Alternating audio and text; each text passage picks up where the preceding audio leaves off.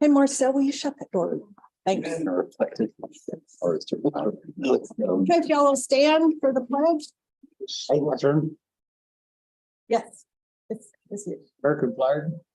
I pledge allegiance to the flag of the United States of America and to the republic for which it stands, one nation, under God, indivisible, with liberty and justice for all. Texas flag. Honor the Texas flag. I pledge allegiance to thee, Texas, one state, under God, one and indivisible. We let us pray.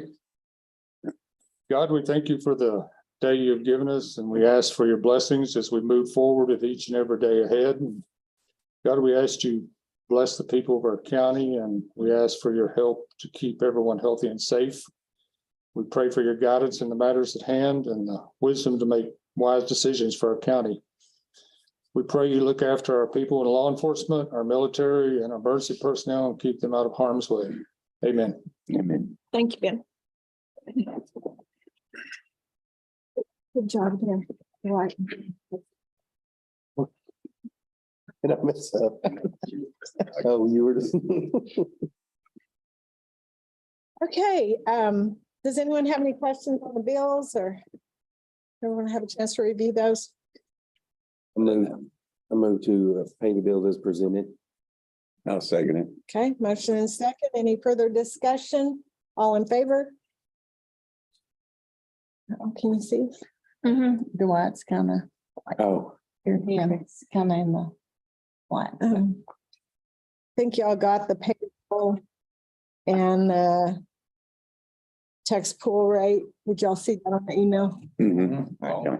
Okay, do I have a motion to accept the payroll then? I'll make a motion to accept payroll. Okay.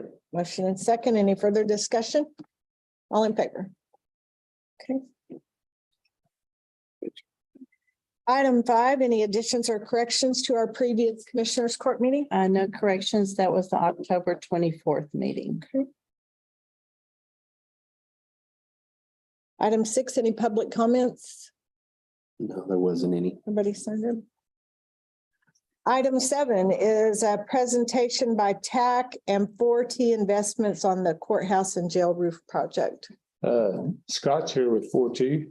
What's your last name, Scott? Scott Franklin. Franklin? Here, this stuff. Oh, thank you. Thank you. He offered to come visit with us because what was vetted out to the contractors is quite a bit higher than what we were expecting. And so just wanted to hear what he's got to say, what he's offering us on this. We're a architectural engineering firm.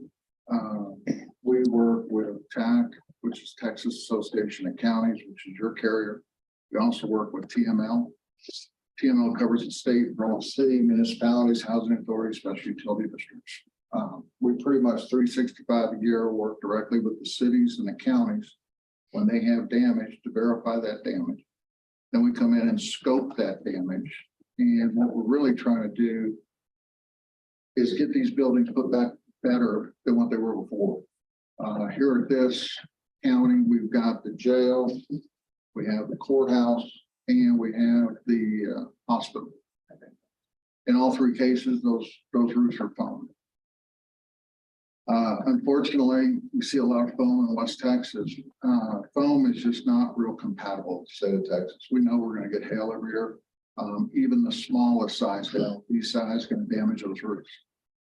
So what we try to do is come in with the help of TAC, and TAC will actually chip in those extra dollars so that we can come in, remove that foam, put a new roof assembly on there. That assembly would be a factory mutual severe hail rated assembly. So it's independently verified.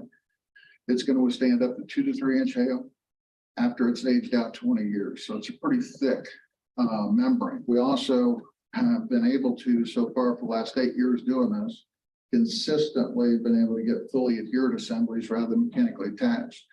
The benefit there is if something were to become damaged, I get a leak, it's going to be within a couple inches of where that damage is. And I don't have these runners going everywhere that take a while to get into a building, especially a courthouse. Part of that's because you've got a concrete deck up there. But we work specifically, we've done some 25,000 buildings that have gone through the program in the last 8 years. To date, there's only been one building ever submitted for a new claim. And that was a tornado, 3-story hangar. And actually railing the group with it. So, but other than that, we've been successful in cutting down the repeat losses where you're in this Maytag of having to replace your roofs every 2 to 3 years. Because all that does is it increases your rates. Because the more goes out this year, it gets divvied up with everybody the next year. And so we've really worked hard to get the best possible assemblies we can for the TAC members. But we also, besides just doing the scoping, the vetting, we're going to come in and do weekly inspections to make sure everything's being done right. We'll do full submittal reviews. We do a full pre-con before it starts. We do a full final inspection when it's done. We also require a full payment performance bond. We're also going to require 20-year manufacturers and a 5-year contractors on everything that we scope out. With regards to procuring it, you've got several options. TAC allows us to go down any of the options that the county wants. We have vetted, pre-vetted TAC contractors that do this on a weekly basis around the state. We have what would be an RFP bid, where you put an advertisement in the paper, everybody shows up. We walk them through each one of the buildings. We go through all the detailing. We'll publish pre-bid minutes. And we usually give them a week to 2 weeks to get their bids in. There's also a way that you can go through tips procurement directly to the manufacturer, and let the manufacturer then bring in 3 or 4 of his closest contractors that would, where the manufacturer who's got a couple $2 billion acts as the contractor of record. The nice thing about that is you got somebody with deep pockets. Unfortunately, in Texas, we still don't have a licensing program on this particular trade. And we're a right to work state, which means in most cases, you've got $20 million contractors with 2 employees that are subbing all their work out. Which is another reason we require a full-time project manager non-working on site. And we have a lot of safety requirements that we require just from the years of doing this, that we know we can weed out problems and make the process a little easier for the county. With that, now with regards to the vetting, at this point in time, county goes through the program, TAC's going to cover the full amount, which means the county's not going to be out of pocket. What else can I answer for you? You just said doing the vetting, we're not going to be out of pocket, but No. My understanding, talking to Brett, he's apologized he couldn't make it when the date changed. But right now, and I'll be honest with you, I have not had a county or city in 8 years come out of pocket unless it was to add an access ladder or something. The other thing we don't allow is change orders. We've had very few, if any, change orders for this program in the last 8 years.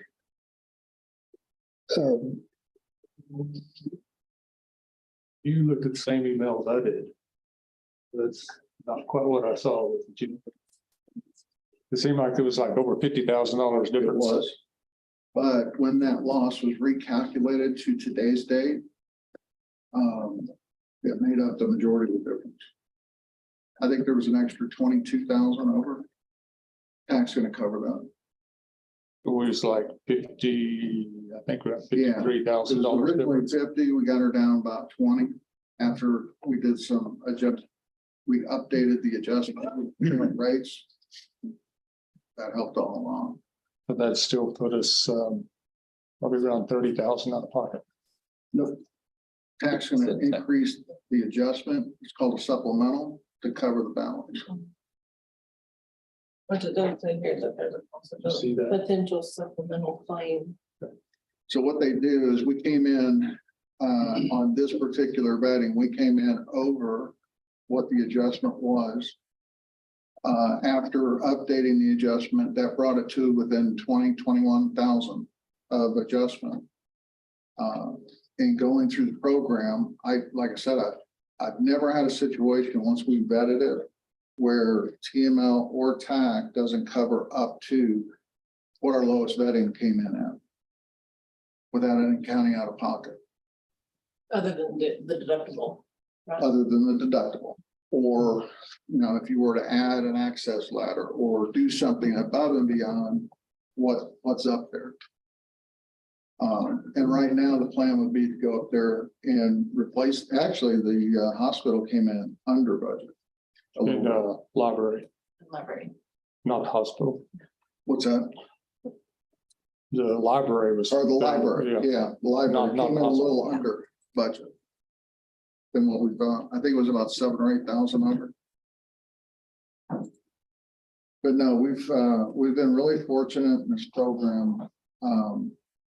It's had a lot of good success. There's a number of counties we could refer you to that we're working with. I'm working with Brazos County. Working with Kendall County, they just had a loss. We're working with Bell County. Bell County and Brazos County, they went the direction of the manufacturer direct. They did that because they're bigger and they wanted some deeper pockets in the thing. I don't think for what we've got here, I mean, they were up, Bell and Brazos are up in the $6 million range. For what you guys have here, I don't know that that's necessary because it is a little bit more to do that. But on the vetting, you'd be zero. Unless, of course, we added something last year. I don't know what the deductible is. I'd have to check with Brad. I don't think we have any add-ons. Five. Five. 5,000 per current. Is that per building or loss? I think that's gonna be the loss. For loss. Loss. Okay. So we've got two different losses. Right. Didn't the library get put in one loss separate from? Okay. That's because it was on It's different time. Different episode. We don't have anything we have to add on up there. No, there shouldn't be any add-ons, So is this, anything extras. is this PVC that you, on the courtback too, that you were talking, The or original TPO? vetting that I vetted out was it's a 80 mil nominal PVC sheet police back. And then we're fully adhering that. Then we also require fully adhered base flashings. We don't allow any termination of base flashings that are exposed. They'll have to be, in fact, on this building, we have 2-piece saw cut reglet that were required for all wall terminations. How many PVCs have you put in the panhandle?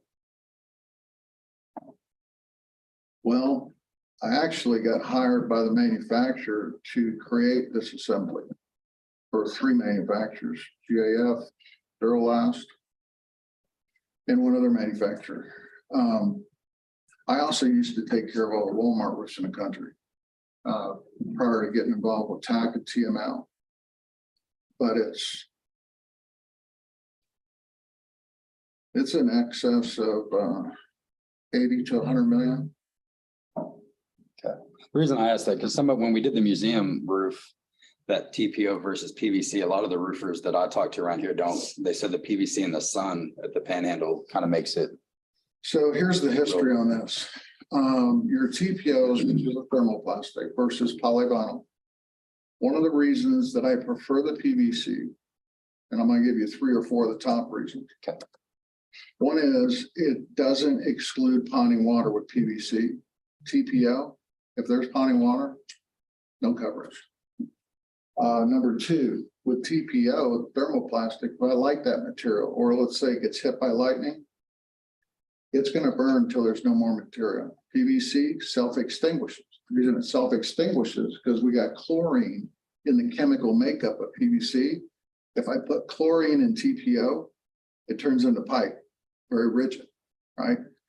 Fortunately, with PVC, it remains that flexible, soft material, which is also what gives it some life. Second problem, the industry back about 10 years ago came out with a mandate. No longer were they going to allow 45 mil TPO. They bumped us to 60 as the standard. With the 60, the problem they've had Where at 45, they could introduce all of the chemical set into that sheet and make that sheet so it requires the same exact heat to weld that lap. As soon as they made it thicker up to the 60 mil, the heat required to do the lap started to do that. And with the industry using robots, we started to see what are called cold welds. You could probe it right after they did it, no problem. Come back 6 months later, open, leaking. That was another problem. Third problem, a lot of the guys, when we taught them on TPO, they would have them taco a sheet. So say you got a 10-foot sheet, they take half of that, five of that 10 feet and pull it out over the top of it, screw this side down, and then they lay that back down. Well, we started seeing in distribution centers, we get 100-foot cracks in the membrane after about the 5th or 6th year. We then found out everywhere the crew would step and crease while it was laying over top, just like you would a piece of paper to fold. Everywhere they creased, they then flopped that back over. That stress on that membrane from that crease is what was causing these cracks and fractures. So they had to redesign. And unfortunately, it's hard to go back and reteach roofers old tricks. And so we still see that. I've got one in McKinney that cracked all the way down the library. Those are several of the bigger reasons. TPO has also been played around. There's several manufacturers now that are doing 3 wipes or 3 layers of membrane, and then they'll have a bottom half, then they'll have say a 10 mil sheet and a 20 mil sheet, and that all gets pressed together like a sandwich or an Oreo cookie. The reinforcement they use does not have a wick inhibitor. So what that means is when I cut that membrane, you can see those little strands of reinforcement on TPO. You have to come back everywhere that they cut that membrane and now put lap sealant to seal it because it doesn't have a wick inhibitor. Water can go through the lap. PVC all have wick inhibitor. And part of the reason they don't have, because you go, okay, well, why wouldn't they have wick inhibitor? Well, it's all driven on cost. Another item that you'll find is TPO typically markets themselves probably about 10% lower per square foot on material for the membrane. But they're about 3 times the price on all the accessories. And on the PVC assembly, your waste is going to be down around 2 to 3%. You're not going to get a TPO down to less than about 8 to 10%. And the reason for that is a lot of the PVC manufacturers, TPO is starting to catch up with this, but a lot of the PVC guys pre-make all the flashings, all the accessories. So it cuts down a lot of labor, but it also cuts down a lot of waste from trimming the material to fit it in. The other thing I like is the fact that with a TPO, you've also got a lot of unreinforced membrane that they have to use, where I don't have any of that on the PVC side.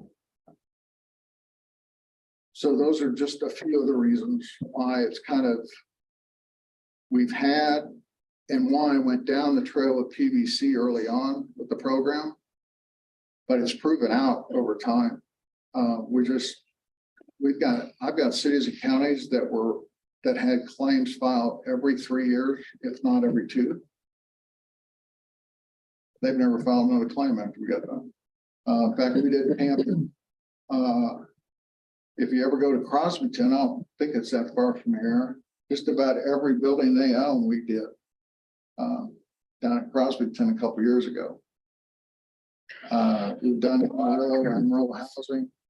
Well, like I said, I can get you a list if you need, but we've had a lot of good success.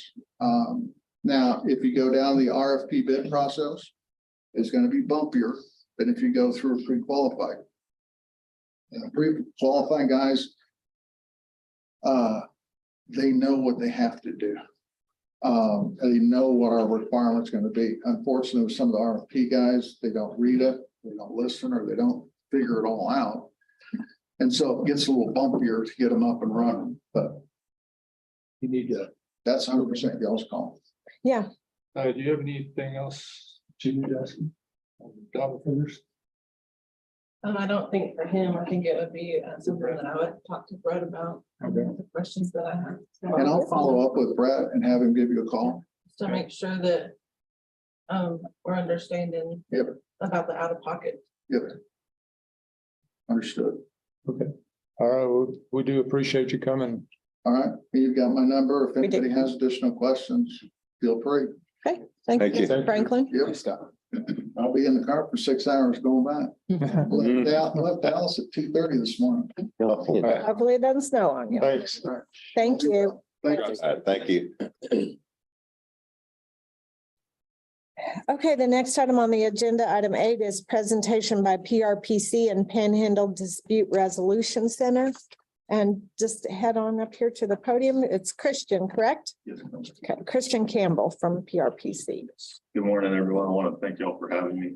I work at the Dispute Resolution Center in Amarillo. I'll kind of give you a little bit of information on what we do before I get into the main reason I'm here today. We do mediations, dispute resolution services for residents of the upper 26 counties of the Panhandle. So that's mainly mediations, but we also do like pretrial diversions, things like that.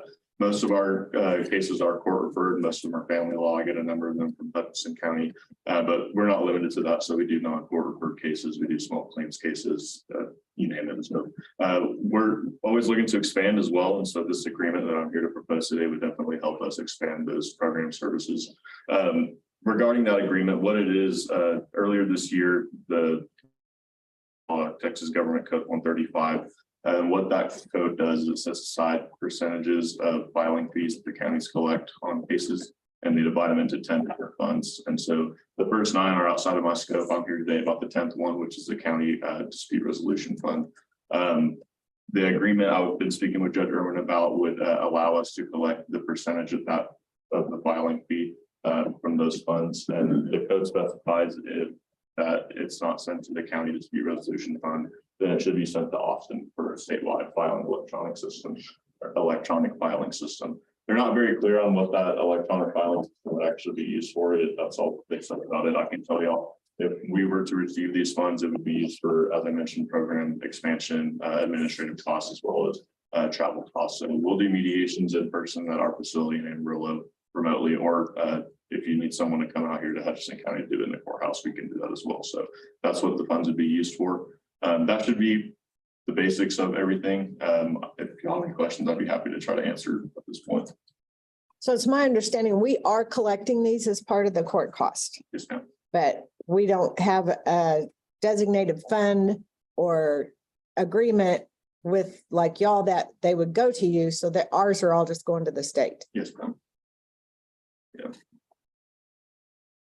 Judge Mosley, are you guys using PRPC dispute resolution? They do. Okay. Largely, as you said. Right. Just, Add something. yes, absolutely. So the new law, under the new law, the Civil Rights and Remedies Code provides that the commissioners can allow one bar association to form a committee. And the committee would then make a recommendation to us. That's what I would recommend. At this point, I'm not sure that we have all the information as far as how we use that money. I've used the Dispute Resolution Center too, and I figured that's probably going to be an alternative. But that would allow us to look into the bank recommendation. Thank you, Craig. Hey, do y'all have any other questions for Christian? And this was, I didn't actually put approval of the interlocal agreement on the agenda today, just so we could hear your presentation and then make some decisions there. All right. We'll be fine. Okay. Start, so. Great. Thank you, Christian. Appreciate you. Thank you. Thank you.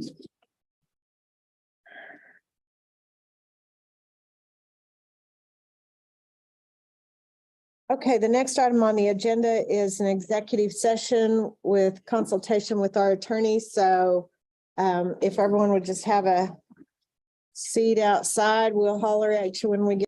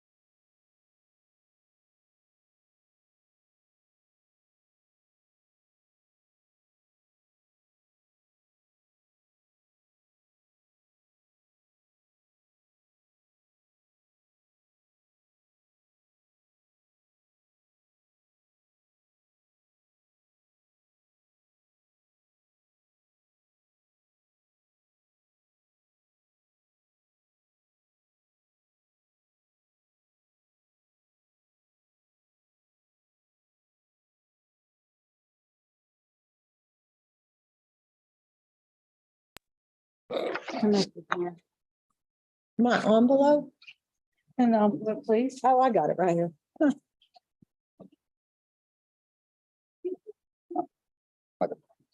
Your stuff. No, that's yours. Got my bill here. When did Okay, that- we went out. Yeah. Okay, 9:56 Email assist, did. and back in at 10:44. Oh, shoot. Oh, we were, well, sir. I just gave y'all a. I like a copy of it. All right, item 10 on the agenda is consider and approve any action. There'll be no action at this time from executive session. All right, item 11 is to consider and or approve an interlocal agreement with PSPCI-CD for Constable Precinct 2. We're gonna take no action on that item at present. And Angelica is gonna do some more. Yes, ma'am. Did you have any comments? Okay, yeah, she's gonna do a little more research on that.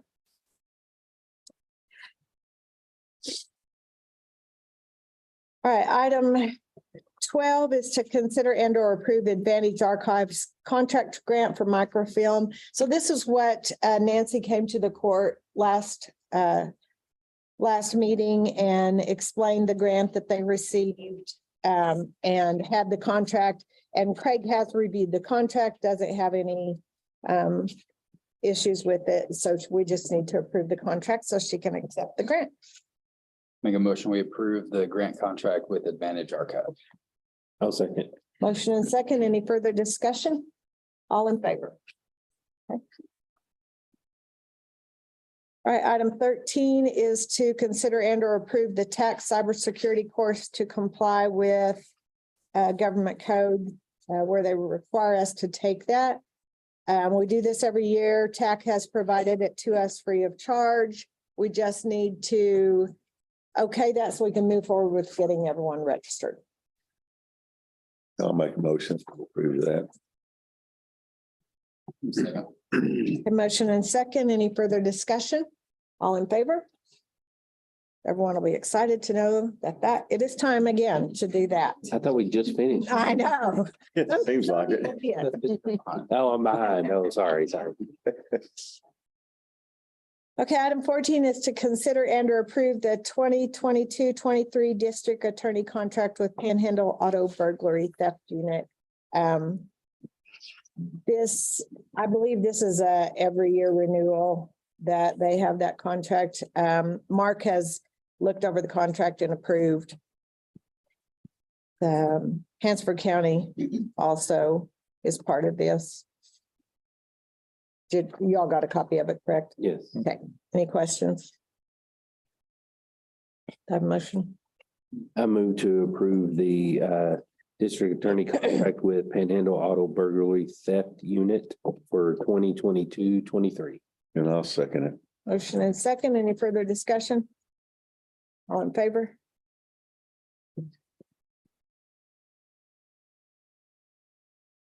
Okay, item 15 is to consider and or approve the OOG grant award for criminal investigator. Marcel, you're up. So this would be in reference to the same grant that I've already brought before you guys.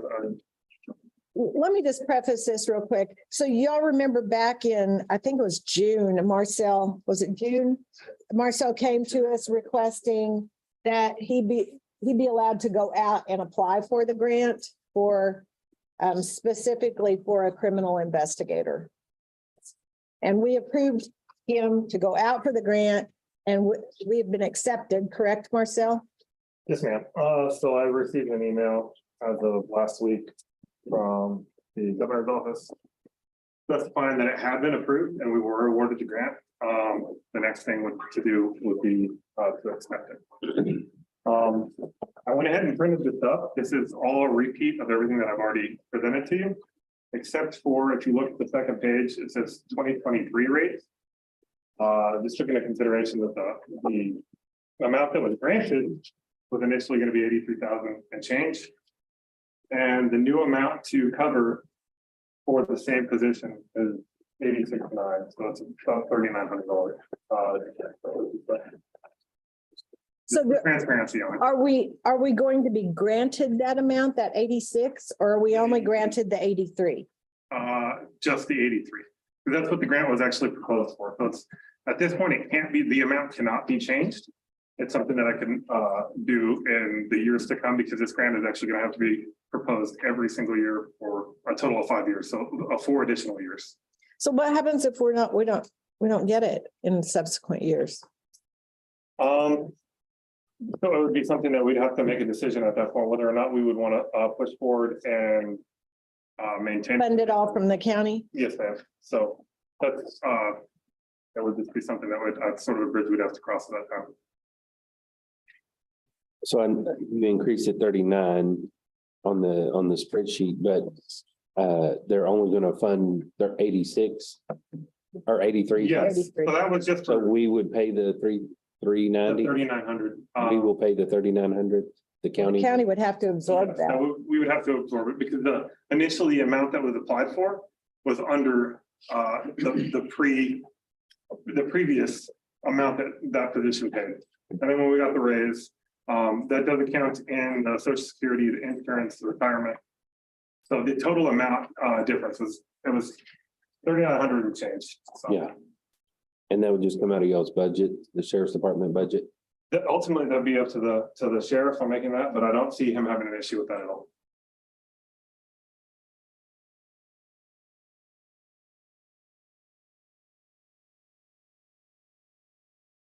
And also wasn't the rate that I gave you the first time, it was at a deputy salary, they're wanting to pay this person at a sergeant's salary. So this is all initially.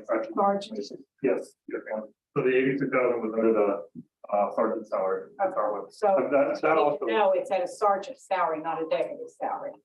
Yes. I come up with a little bit different number Yeah, I came up, yeah. than the 80s. I can, well, it's like 87,483 is the annual cost for our current sergeant salary.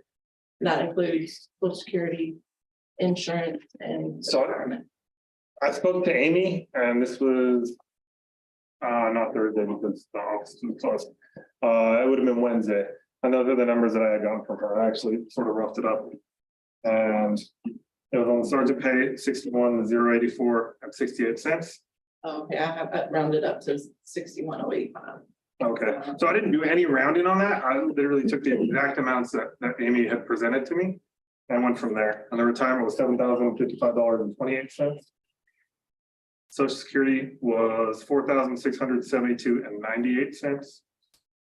And the insurance was 14,178.72 is the number that I had. 670. All right, so the number that I had gotten from her that day was, this was Wednesday, and that would have been for the higher amounts, too. So I got the more expensive on one of the higher side. Just in case. 14,670, right? Okay, so that's where there would be a difference. So the number that I had initially got was $14,178.72. Yeah, that one's 14,670. Okay. So the number is about $500 there. $508. Yeah. That still would be, so initially, the reason that I brought the second form that goes over the 2023 rate was just for transparency, so the amount that we're awarded versus the amount that we would actually, we would have to cover. Probably $4,431 Different. if you up to the insurance. And if we accept this grant, when's it start? Immediately. So. So when do we get our money? Immediately? Monthly, so they're monthly reimbursements. I think, I don't know necessarily. I would think he's probably not gonna get a check until a direct deposit till the end of November, or the end of December. End of December, We won't get it now. right? Because they don't have time to put it in. Okay. Because you haven't approved it yet. Is that correct, Cindy? Well, we have, no, not until I after, accepted it. no. It'll be the end of December before, the person really can't start till December 1st, probably. Yeah, and then the grant period itself was for October, so I mean, it was for the fiscal year. Um, I don't think Obviously- they're gonna pay us back though for those. no, Are ma'am. you thinking that way? Should they'll pay us back for the 2 months we didn't use it? No, because that person's not I wouldn't, Right. that person wouldn't be working as what you're saying. Right. No, I don't, yeah, I And so agree. they wouldn't pay for anything until that position was filled. Yes, So, ma'am. I believe that's the situation with that. yeah, And I had talked to a couple different people from the governor's office. And at first I'd asked them, whether or not this looks like something that would be granted, and they can't 100% tell you yes or no. And they don't want to be in hot water about it either. Right. So she said that it was looking like it was going to happen, but she said, go ahead and wait till it's awarded. So that's why we came to this. So, I mean, it kind of sounds to me like you all probably have someone in mind to put into this position, possibly. Yes, ma'am. And does this person understand that if this is not granted in the future, that they could not have a job? I mean, because if the county can't pick up the whole amount, we'll say, if it's not granted next year, then potentially that person could not have a job. No, it's not something that I've actually discussed with them. I mean, They heard it now. they are aware of how this grant's obtained and sort of the course of action that I have to go through to make sure that we get the grant. every Right. single year. I made the recommendation to Kathy as human resources and personnel that there be a form that the employee states saying that he or she. It's contingent on it, the grant, That potentially. paid out of grant funds. that Yes. The grant could have been, go away. And at that point, it would. If there's not an opening somewhere else, that they could be without a job, if there's no funding for that position. That's true. So Yeah, because I if would we don't have an suggest opening in the that we- sheriff's department and y'all don't get that grant next year, then that person's not gonna have a job. So they need If the court. Find something that night. Unless the court decides to, Yeah. That's not something that I foresee having an issue, and I've talked to people from PRPC and also from the governor's office. That's not something that I see going away, that I was informed that it would.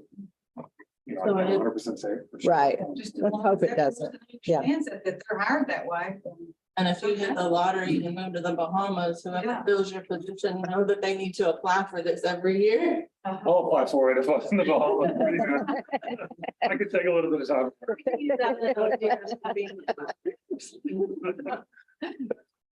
But yeah, Somebody else. And so that- Guess you're a dedicated employee, Marcel. There that it needs to be done annually, so that the funding.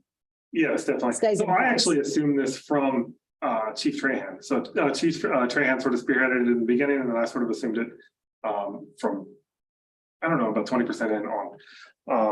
So it would be something that we would definitely have to pass on to whoever was going to do the grants at that point. Right. And so we're currently in different areas of the department. We're currently trying to get everybody sort of up to speed on different jobs and different positions so that they're easy for us when we're out. The transition. Yeah. Yes, because we've noticed an area that would be a little bit more difficult. You guys have any more questions? So the decision we need to make today is whether or not we're going to accept the grant. And if so, then I'll get in there and get on that site and accept the grant, and then Marcel can, or the sheriff's department can move forward. So all we need is a motion to enter into the grant. Is that what you're saying? Yeah, we know the award amount. We just need to decide whether or not we're going to accept that, knowing that, in future years that the county's going to pick up more, but we knew that when we told Marcel to go out for the grant. Yes, that was, So I move to authorize that we pursue the filing for this grant. well, we already filed for the grant. Okay. The approval. The approval of acceptance acceptance of this grant. Okay. For the JAGA grant for criminal investigator in the amount of 86. 83. Oh, 83. It's gonna be 83. 83,5206. Yeah, that's a grant. Do I hear a second? Sorry. Okay. Motion and second. Any further discussion? All in favor? Thank you, Marcel. Thank you. Does anyone want to fax me a copy of that proposal that you have for the minutes? Do you have an, Here, you can, here. I'll take Ben. Okay, Thank you. I just need it for the minutes. Okay, I'm sorry. thanks. All right, item 16, consider and or approve pipeline crossing for County Road 19. This is a local farmer up there on County Road 19. He bought the land across the county road from him and he needs to run utilities across the road, a 4-inch utility.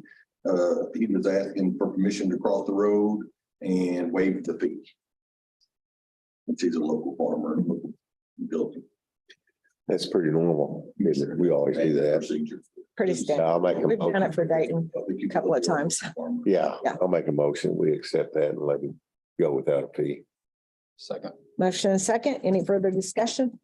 All in favor? Thank you, Blaine. Yeah.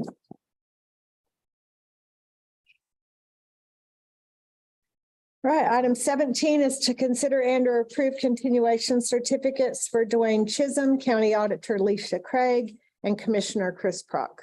These are just renewals on their bonds. I move to accept the continuation of certification for those listed.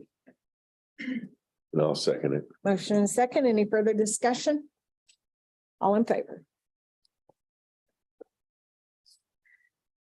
All right, item 18 is to consider and or approve payment of Odyssey renewal for jail manager as a ARP project or out of contingency fund. So we got some numbers. Alicia got some numbers on that. And what it basically boils down to is the original charge is going to be less, which was 32,432.40. We take the jail manager or put the jail manager back in, but leave law enforcement out. It is less 2,732.40, right? Well, and It's a I cost think saving. They've already sent out the actual invoice. So I'm assuming that it's still okay. Because this was as of October the 31st. And the invoice is less that, No. The invoice is for the full 32,432. okay. Are they gonna send us another invoice? I don't know. That's what I need to ask. I Okay. just now looked and saw that this did no longer say pro forma Right. invoice. It says actual invoice.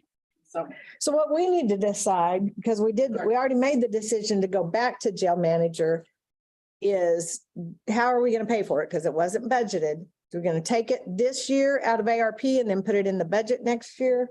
Or do you want to take it out of contingency funds? That's the decision we need to make today. Thoughts? Can I make a recommendation? Yeah, sure. I would recommend using the ARP funds and leaving the contingency.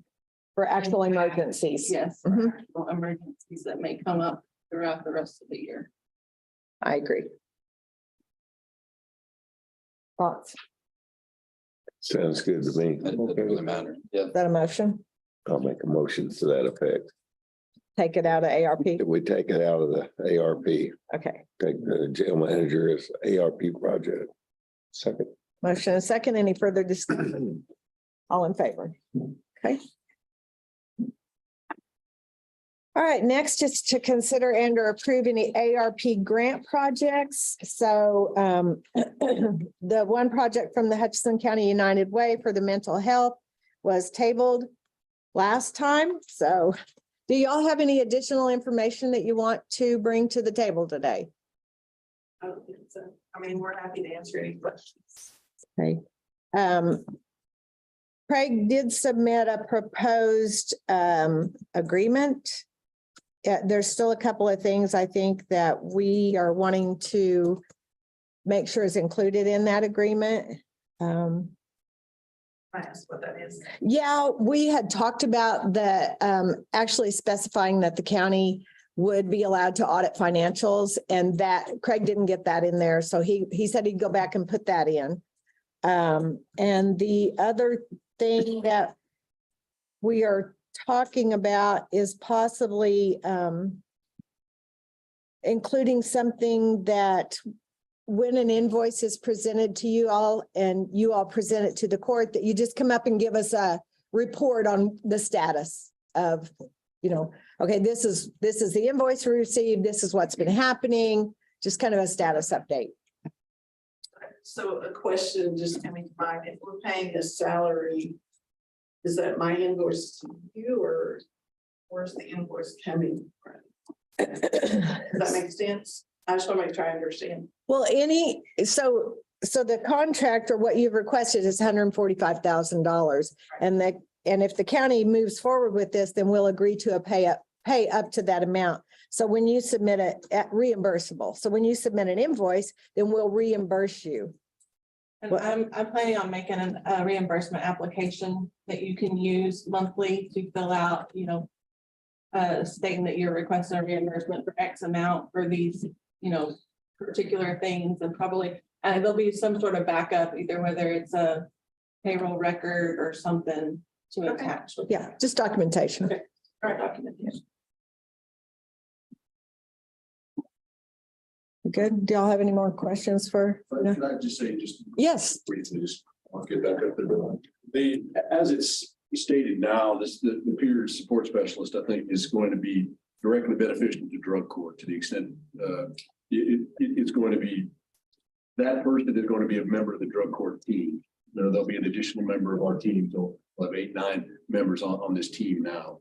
I will have some direct oversight over that person. So I know there's a concern by the court, and rightfully so, that we don't have somebody inside the county that has some oversight over what this person's going to be doing and how well they're doing it. There's going to be, because I'm going to be there and I'm going to make sure that this person is addressing the needs of the drug court specifically. So can I ask for clarification? Because last time, because Julie said that they would be at the discretion of the drug court, and then Alex mentioned that they might, that full time, only the 2 hours during the week, they were going to be doing other things outside of drug court. So are they only drug court?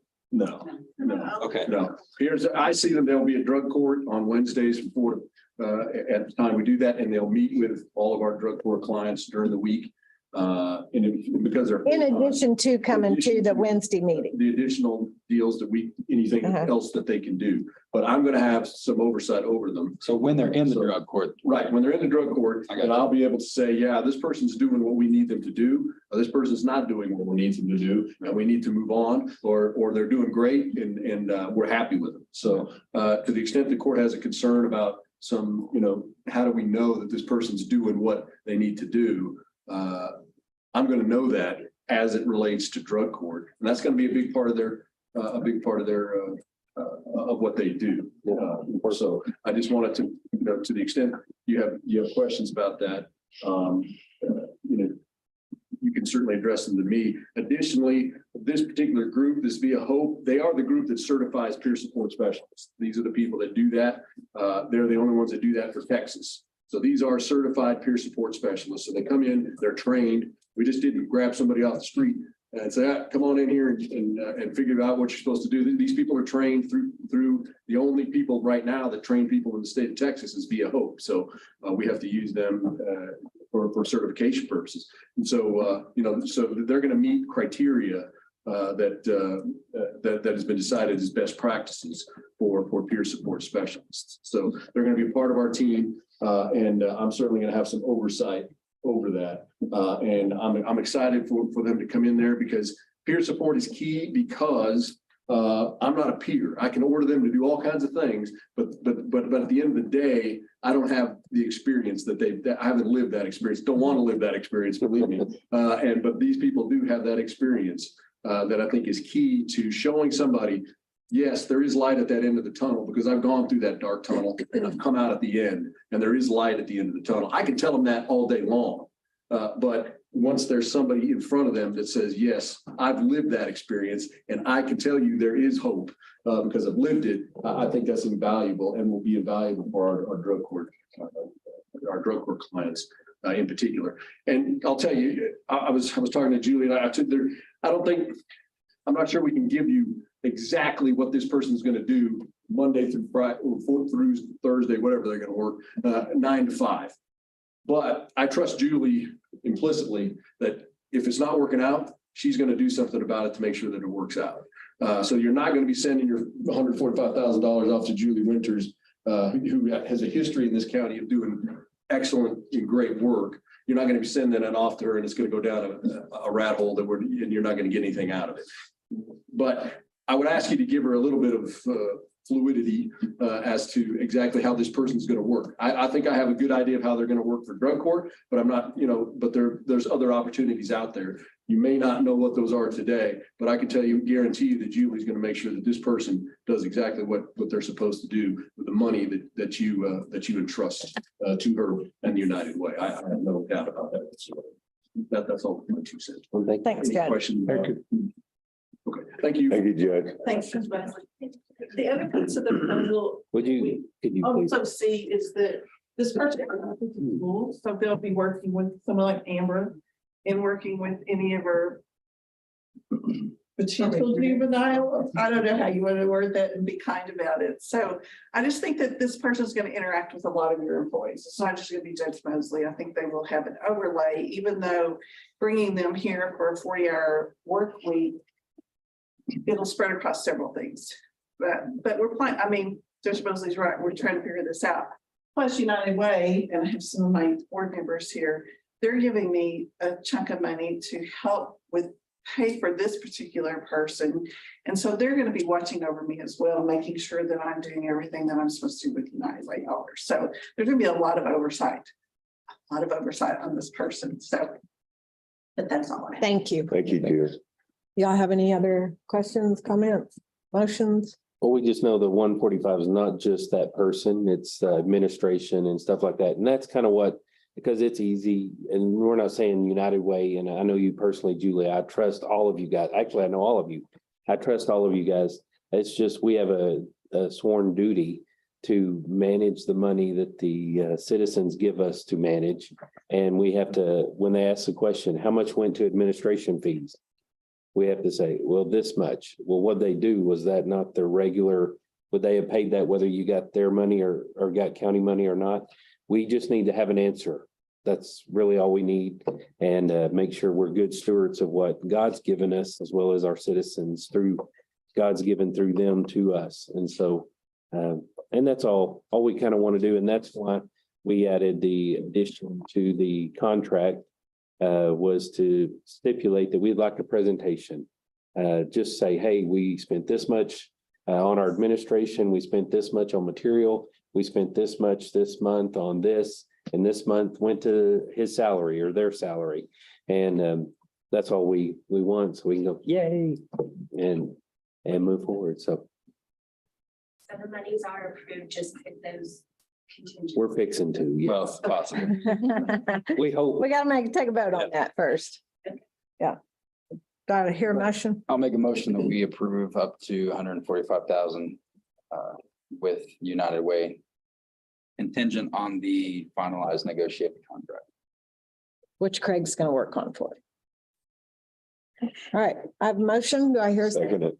Okay, motion and second. Any further discussion? All in favor? Okay, thank y'all. Thank you very much. All right, and our other ARP project application is from the city of Borger. Brandon, do you want to address this? All of the commissioners have read over the project. I hope you did. I sent it to y'all. Thanks y'all again for coming. Thank you. Thank you so much. Good morning, thank you for your time. You've already, I guess, seen the proposal. Our goal is to try to provide more assistance in types of emergencies and planned events. And that's, the drones are kind of the way to go about that in the future. They provide a whole lot more surveillance, and even in damage assessments, tornado or natural disaster, something like that, we'll stand through. We can do a lot more with these drones. The city of Borger, we looked at this and we can't really justify this type of drone just for the city of Borger. If we extend out into the county area, it's a much more useful tool because of the ground we're trying to cover and everything outside of the city limits. I think we could make it beneficial for everybody. Yes, that you need to use that loan in Hutchinson County Mhm. somewhere. sir. You've got an operator. You've only got one operator or At two. this point, yes, sir. We're working on getting more pilots coming on board. We're still very early in our program with the city. I'm actually the only pilot so far. I've got one. Not have one with the sheriff's department. Sure. I mean, anything that we can get through those certifications. And the way we develop our program right now is you have to be a Part 107, which is an FAA certification test for remote pilots. It covers all the basics, you know, how high you can fly, you know, how close to an airport you can get, all of those kind of things that we have to know to, you know, keep airplanes safe and helicopters and whatnot with Apollo and everything close by. So that's kind of the standard we're working on right now, is making sure everybody's up to that level. But it's not opposed to bringing other pilots on board. And honestly, the more pilots means the more availability for when things happen. So about 6 months ago, I started talking with Jerry about getting our own drone with thermal, because we have to call Carson right now for that. And because we're looking at doing some environmental enforcement too, and I approached Jerry about that, potentially me and him doing the pilot work as well, and having the drone for the county at the sheriff's disposal as well. So the city of Borger got ARP money too. So why not go through the city with their ARP money or in their budget for this? It's gonna, because it's gonna be owned by the city of Borger, correct? Yes. Okay. So why not use their ARP money on the? That I may have to refer to Jason. My understanding on that was it was all set aside for something. I don't really have a good answer on why that was. So my understanding was already, those funds were already set aside for specific purchases. Okay. So does this one have thermal on it? Yes, sir. Okay. Yes, sir. I wouldn't know, but It has one of the higher thermal cameras that's available. Does the city currently have one of these drones already, or? No, ma'am, we have some very smaller drones that they don't have any type of nighttime capability or thermal capability. Right. They're very basic.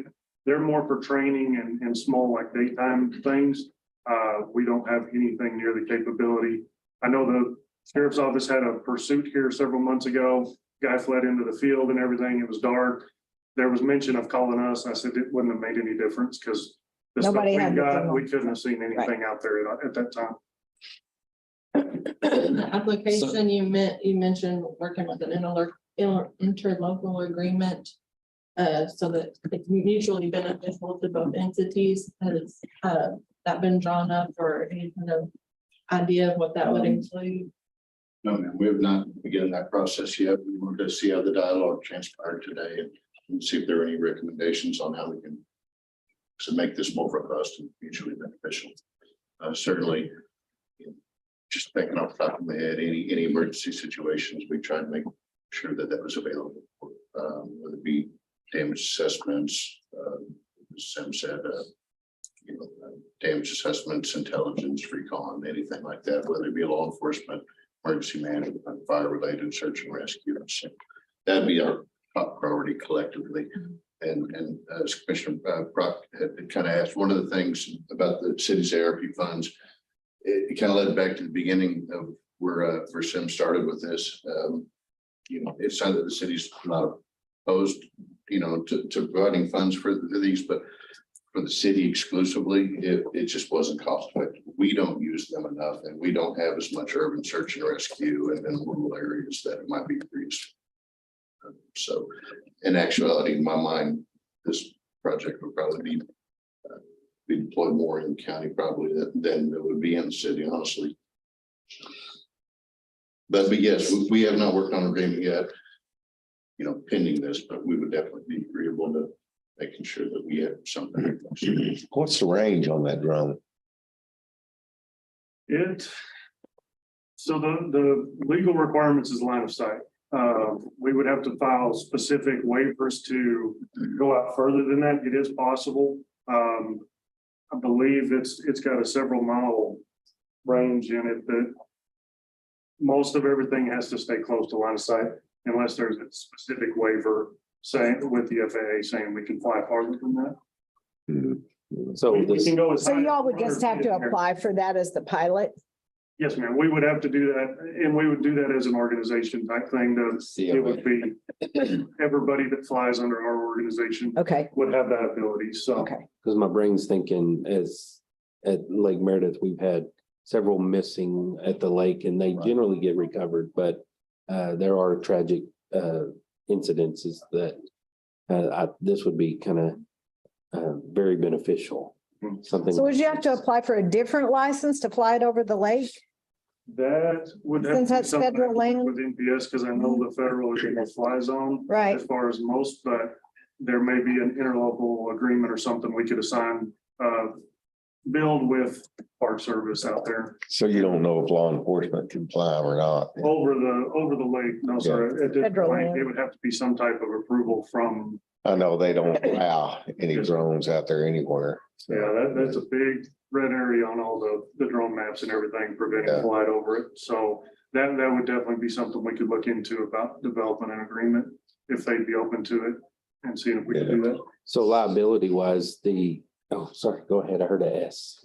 I mean, go ahead. Oh, So liability wise, let's say one of our sheriff's officers were certified to fly and they crash it or do something, would the county be responsible financially to repair or replace? That's something that we'd have to, I guess, build into the agreement on how that would proceed. I know the proposal in front of you is actually, it's got 2 replacements on that drone specifically for around $1,000 a replacement, which is quite cheap whenever you look at the overall price of that thing. And it actually has some software and stuff built into it that help keep it above it, keep it off the ground. It has sensors and stuff to prevent it from running into things.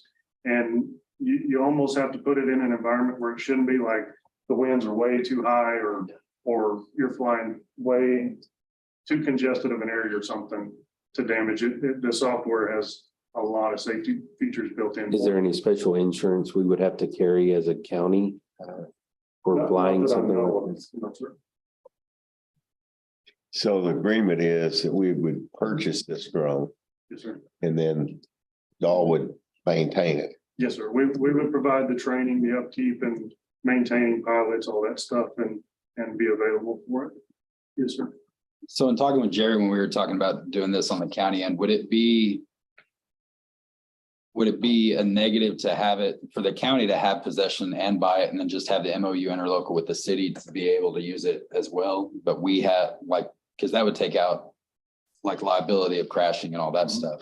So I mean, would that be something that you guys would be like, we could have a joint kind of a task force type of It would be pilots an that- option. Yes, sir. I mean, it's it would be something that we could look at an agreement that direction as well.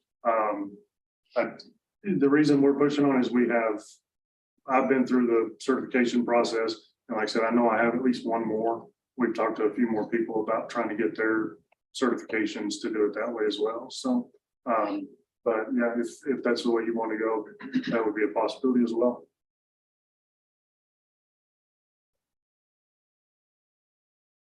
So there's been multiple times when I think this would have been very beneficial to have for both the city and the county. So with the you all being the licensed people that have the ability to operate the drone, could the city go half with us? City pays half, we pay half, everybody is mutually responsible? I'm sure it could be an option. That's something I would have to present to the city administration on that. I think I can add on something. One thing also we have to remember is that there can only be one owner as far as FAA registration, so this have to be registered with the FAA. Thinking back historically, I think that the city and the county have always had pretty good cooperative working agreements.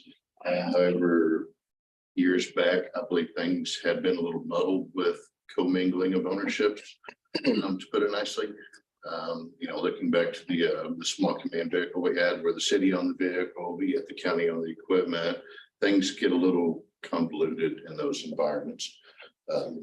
Not discouraging it, but just thinking historically that that's not always been the best avenue for some of these joint adventures. And one of the things about the city, talking about that, I don't want to muddy any waters, because if there's something that y'all are using the drone in the city and something happens in the county, and there's that argument of like, well, we bought it, and like, we need it up here, and y'all like, well, we're That's what I'm using it in the thinking. city right now. Yeah. So that's what I think, I mean, maybe we can talk a little bit and hash it out a little bit more and pursue that, because I definitely think we need it, because Oh, yeah, I we have think to it wait could be on Carson to beneficial. send theirs up to use it, and that, I mean, that would have instrumental in finding the guy north of here that last, hopefully, so. And this particular model is a very advanced unit, and it's really designed for the search and rescue and law enforcement operations. You mentioned some environmental monitoring and things, and I believe there are some drones. This may not be the little overkill for those type projects, but there's nothing to say that, eventually as the program advances, evolves, we hopefully eventually will have multiple drones in the area. Well, could your interlocal agreement, could it include your other drones as well with the county? Or that kind of stuff, like you were saying, the nuisance, or? Well, we've got it. We have a Got it. drone. It's not thermal. Oh, we do? I didn't know Yeah. that. Well, what have Jerry you been doing on uses it. Saturdays? He uses that for like fire lines and things Oh, like okay. that, I didn't know. inspection. That's cool. So I'll retract my question. I think it's awesome. I think it'd be a great idea. I'm really not too concerned about who does what, because I've watched y'all for the last 8 years play nice together for the city of Fritch, Borger, Stinnett, and the county. I really don't anticipate this being an issue. I would like to see a interlocal agreement, but I'm okay with moving forward with this. Just because I've watched y'all cooperate many years very well together. So is that a motion I moved. contingent on the interlocal Yes, I agreement? move to approve the purchase of this special unit drone and $18,765 to be funded out of the ARP funds contingent on the interlocal agreement between the county and the city of Borger. Have a second. I'll second it. Okay, we have a motion and a second. Any further discussion? All in favor? Okay, great. Thank you. Appreciate it.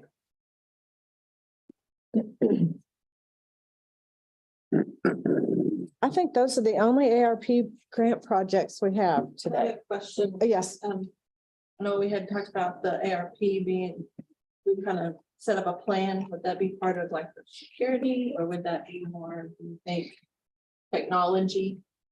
I just want to know. It could apply for either. Probably technology. That's what I think, y'all. It's like buying a robot. Thank you. Thank you. Okay, thanks. Thanks, Jason. All right, item 20 is to consider and or approve the burn ban or rescind the burn ban. Currently our drought index is at 477. Wow, still up there. It's still up there, but we do have a couple opportunities for some moisture. 2 weeks ago, we had taken the burn ban off. After we got some moisture and it dropped our drought index under the 450 mark, so we took it off. There's some county residents come up and get some stuff cleaned up. I recommend right now we keep it off until we hit that 500 mark. Hopefully we get some more rain, keep that number down to that 500 mark. I recommend no action right now. Keeping it off. Mr. Mount. Okay, thanks, Jay. Can we go back to ARP just for 1 minute? Sure. I had an application for Jerry's, Yeah, he wanted me to pull that. He's not quite ready to move forward with that. so make sure we. Yeah, I didn't skip it. Yeah. Okay, item 21, consider and or approve disposal of obsolete office equipment. We have a request from the sheriff's department for a monitor, touchscreen monitor, And then an old TV from the library, which I can't even believe, oh, and Cabinets. a cabinet. This is the cabinet. And the TV, I was like, who still has those? The library. In the archives. We should send it to the museum. I like the reflection of Nancy taking Right. the picture in it. So do I hear a motion on those? So moved. Okay, I'll second. motion and second, any discussion? All in favor? You want those? I do. Item 22, accept certificates of completion from elected or appointed I have officials. one from Jay Langwell, Master Peace Officer from the Texas Commission on Law Enforcement. Okay, that's all I have. Item 23, consider and or approve requests for the use of the club rooms at the Borger Library of Fritch. None? I don't have any. Okay. Thank you. 24, consider and or approve line item changes, transfers and or budget amendments. There's a couple of amendments that Leisha sent for the 21-22 budget and the 22-23 budget. Did y'all receive a copy of those? Yes. I noticed that the copiers always seem to be the one that gets the hit. The copier contracts and our amendment. Copier We had expense. some issues with this last month of this. Okay, I mean, it's not a big deal. I was just curious. We talked about this. And of course, we can approve the budgets. I mean, the amendments, sorry, I just think, I really feel the more I see this, I really feel like we need to move towards having one copier agreement with one company. We talked about this last year and because it seems like we just have a hodgepodge of copiers. But anyway, just a note, not anything to do with I move to approve the amendments. For both budget years. For both, yes, both. Do I hear a second? Second.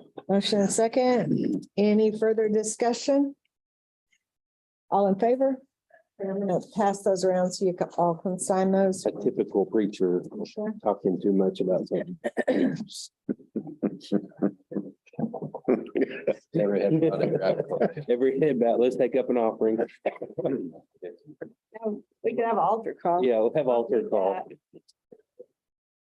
Item 25, consider and or approve advertising, opening, accepting or awarding bids. We had bids for the renovation of the back room, the annex. And those, they with a limb. Our purchasing policy state that they'll be in my office for a week for y'all to review. Anybody who would like to see them before we can make a decision upon them. Next time. Yes. Okay. However, it doesn't appear that either one of them are for the entire. So the bid included the whole remodel of the bathroom. And it appears that one is just for kind of tile work, and one is for the demo and for the new plumbing, the drop ceilings with the lights. Well, So I don't know that if they meet the you, bid specifications.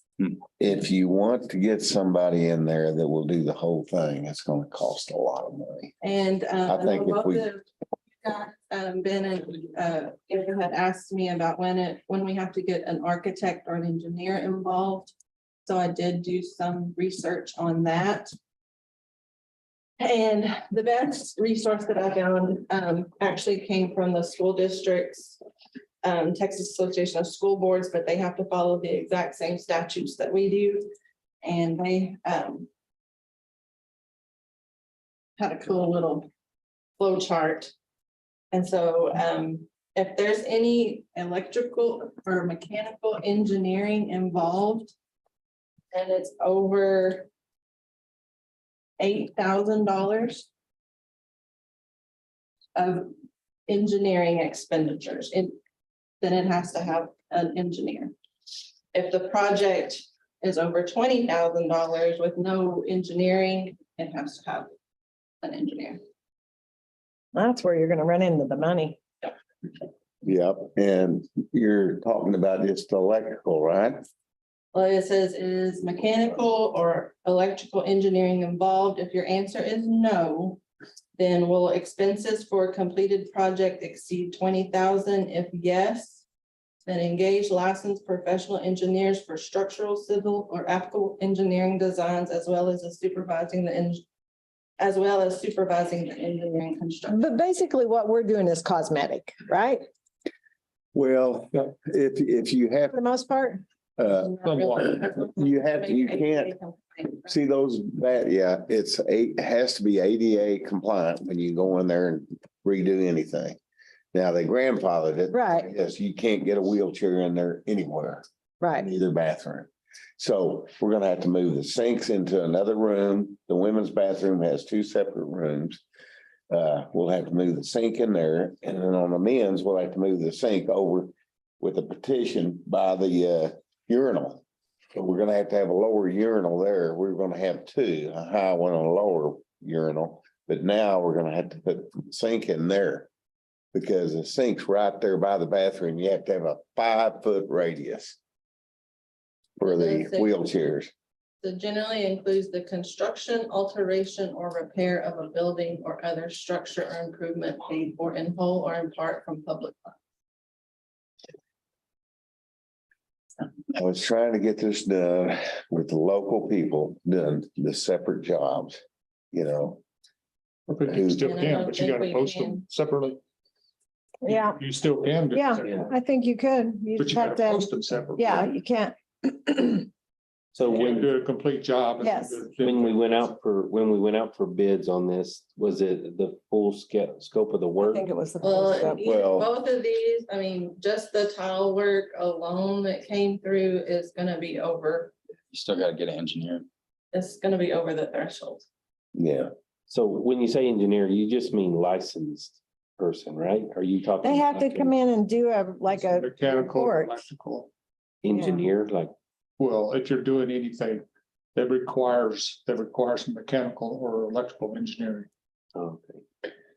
so you'd have And they to, don't actually do like- any of the work. They just.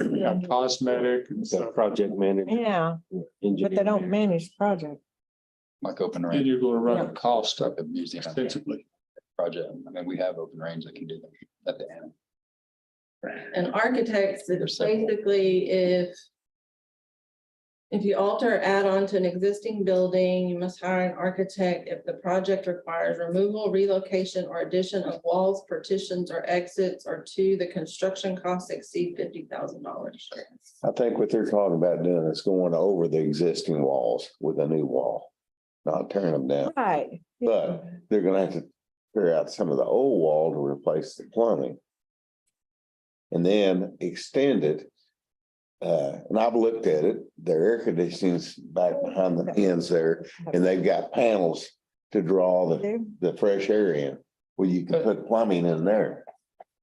So to get in the women's bathroom, but Well, it hadn't been done before. What I found. everybody over there wants new bathrooms. I mean, They they need to be updated. do, They're terrible. they're 75 years old. And they're, you know, and that's why I wanted the automatic Right. flush. Because you don't touch anything. These days, nobody touches anything because of COVID, right? And they may require that later. Who knows? I lost one of my best ties in an automatic flush.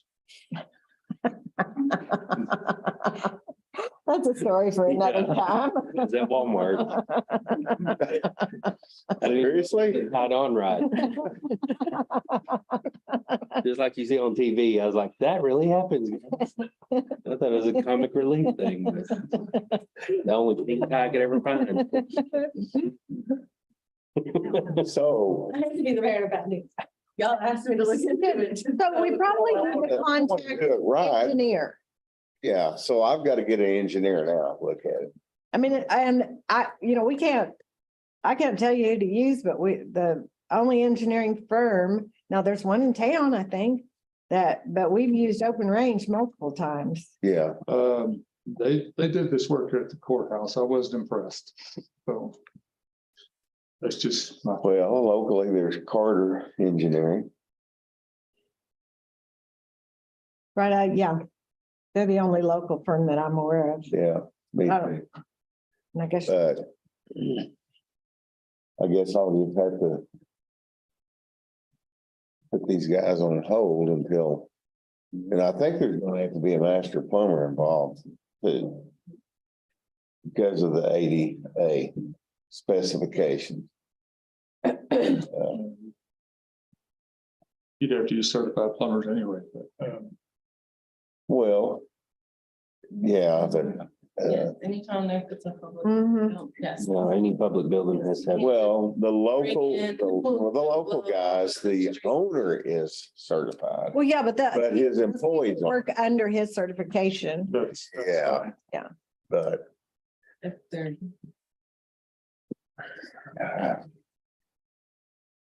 Okay, so you're gonna move forward with that? yeah, Okay. yeah, I think we need to check in with TAC too on engineering requirements, make sure that I was thinking it was considerably higher than that. You can email them. Thanks, No, Alicia. I really thought it was 100,000. so this project's gonna be over 100,000, I can tell you that. Statute. Spelled out in the statute. $20,000.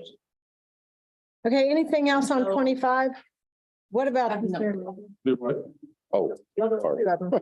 What about the roof, Ben? Are we gonna move forward with letting TAC and, I think we need to clear this up. And how much this will be out of pocket, because we're getting two different stories. right, I think some clarification. and Scott's, before we make a what Scott said and what Brett Anderson said, it's not. the Two same. different things, yeah. So we need to find out what the truth is. Okay. You'll get on that, Yep. right? Okay, thank you. Thanks. All right, item 26, consider and or approve donations to Hutchinson County. We have actually had a couple of donations. We had a donation made to the Sheriff's Department for some bags of candy for their trunk or treat.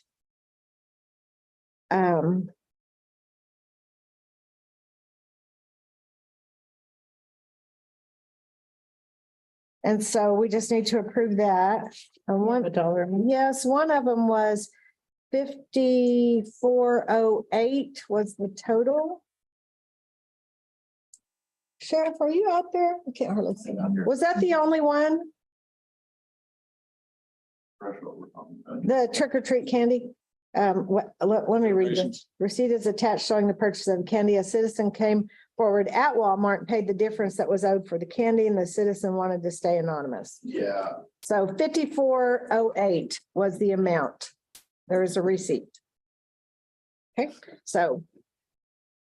And then the other was during the early voting. Do we have Election day. election day? Election day, Mhm. there was a donation of $459.54 made for burgers and tea. Burgers and fries. Oh, interesting. A large fries. Oh, and large Fries. burgers, fries and tea. We didn't get tea. Oh, it says burgers Yeah, and we tea. didn't get tea. Oh, okay, so burgers and fries. That's awesome. Do we say who the donation is from? I heard it was anonymous. Anonymous donation. Okay, so thank you. Thank you to our anonymous donors. So do I have a motion to approve those? So moved. I'll make a motion to approve the donation. Oh, Chris made the motion. You want to make? Oh, okay, I'll second All right. it. You're too Any quiet down discussion? there. All in favor? It's the first time I've been accused of that. Item 27, accept reports from elected or appointed officials. I have the county clerk, district clerk, JP1, JP2, airport, library. I have Kathy's October financial report. And the text pool rate as of November the 8th was 3.639. And then I have Dwayne Chisholm's written report through November the 13th. Did you get Dennis's? Yes, I did. Yeah. Airport, I said. Oh, you said Airport. airport. Okay. Yes. That's all I have. All right, thank you. Item 28, discussion on county judges and commissioners Oh. precinct daily. Judge, I do have the child welfare. Oh, child welfare, yes. Sorry. Precinct daily operations. They're working on the elevator. I saw a head in the elevator, so I'm assuming it's, Elevator was taken out of service last Wednesday, and we're looking at probably around 3 weeks. It'll be down, okay. so. No elevator. For 3 weeks, at least. Okay. Hey, Judge, can I talk for a minute? Yes, absolutely. Hey, the question I have, some of the local entity cities and schools and stuff that we do interlocal agreements with is interested in some of those millings from the airport. And Oh, yes, I heard I that. didn't know if we want to just proceed with interlocal agreements like I had before, the amount that they're gonna get and how they're gonna do it for places that want it, or how y'all wanted to handle that. What have we done in the past? We just had it interlocal. Anytime. And we just donated it Like to the them? city, I just do an interlocal agreement saying, look, they're gonna get 5 loads of this material. Either they're gonna haul it, we're gonna load it, or we're gonna haul it to them, 2 loads, or, and they pay for the labor, pay for it. And Right. we donate the material, of course, have to pay for the labor. We Right. take a load to them. Okay. Because a lot of the cities don't have, they don't have the means to come get the load. Right. So, I just wanted some clarification on how y'all want to handle that. There's a humongous problem. Yeah, Yeah, there's a lot of it there. I don't have any problem with continuing what you're doing. absolutely. Okay, I'll get something drawn up. Okay. Ones that want it and bring it to you. All right, thank you. Thank you. So next month, I don't know who I'm visiting with. Her name's Samantha from Grant Works. Uh-huh. And I'm going to Lubbock to have a sit down with her. The main focus is on nuisance properties in this area. Panhandle Planning Center. No, PRPC, you're on their board. Panhandle Community Services? Yes. We're trying to work on, they want to give us or help us with some money to do some nuisance cleanup, but it makes the house that they clean up become low income housing, basically. And so, but working with the Grant Works, they're supposed to find some other grants out there to help with that type of project. okay. And meeting with them. But also, one thing I might need y'all's help with or ideas, and especially hearing what y'all were talking about just now, is the tag office in Fridge at the library in Fridge. Would love to expand their office for where the kitchen is, which meant we would need to possibly add on a little 12 by 12 kitchen area to that facility to expand the tag office for Robin and them for security reasons.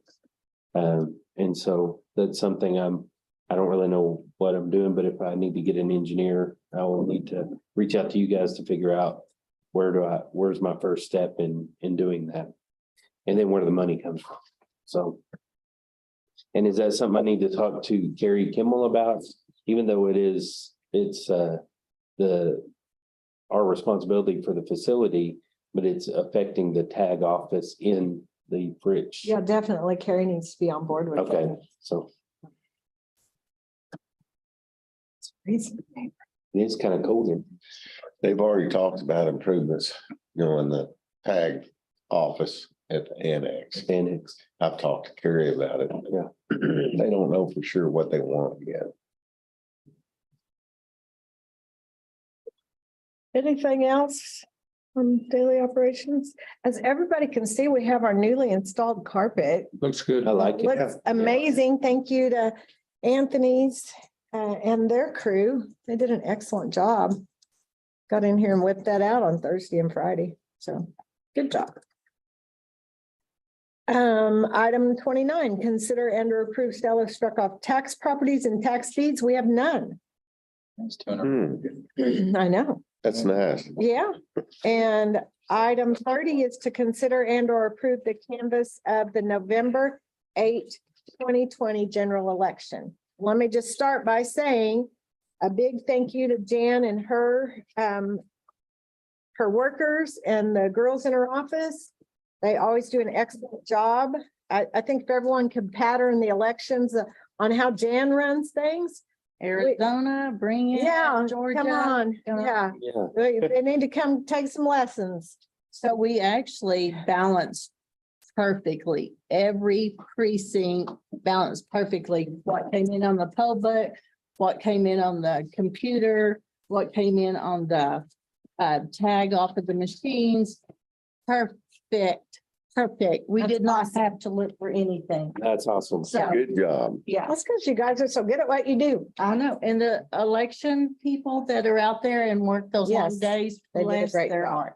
So I just want you to look at, we had Y'all have this. limited ballots that came in and provisionals. So we had 12 provisionals came in, we accepted 5. For certain reasons, they were not accepted. Thanks, They Wendy. weren't really registered to vote here, so anyway. Right. But I just want you to look at just briefly so that you know, Judge, I'm gonna have you take Okay. this one. Okay. Gary, I'll give you 14. Okay. But I want these back. Yeah. If you'll give that to Dwight. Right. Chris, I'm gonna give you 42. And 31. You. Yeah, so I just want you to look at your totals here. So just open it up, and what we're looking at is election day totals only on the far right. So you're gonna look at like Ronnie Jackson, 350, 49, and just go down. Oh, right. And so Make you sure see they that match. it matches perfectly. Can you do it? Yeah. One arm? Yes. Are you okay? Thank Okay. What you got you? Okay. One arm. That's his new All in name. name, yeah. And do you see what I'm talking about? Mhm. Okay, you're on board? Okay.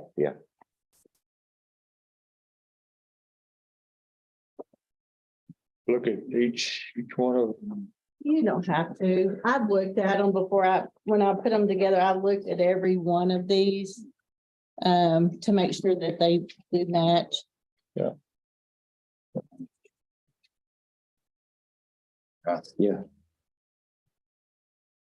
Looks awesome to me. It's great. I'll probably- Hey. Oh, you did not pull it. Yeah, that's cool. You, And it's all in one arm. you and your one arm.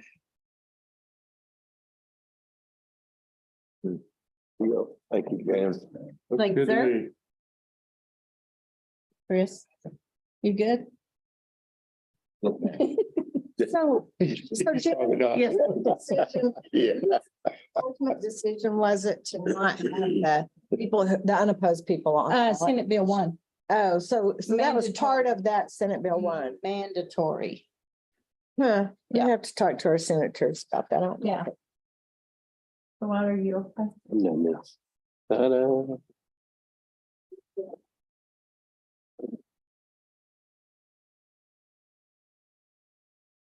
So how many people did we have vote in the county?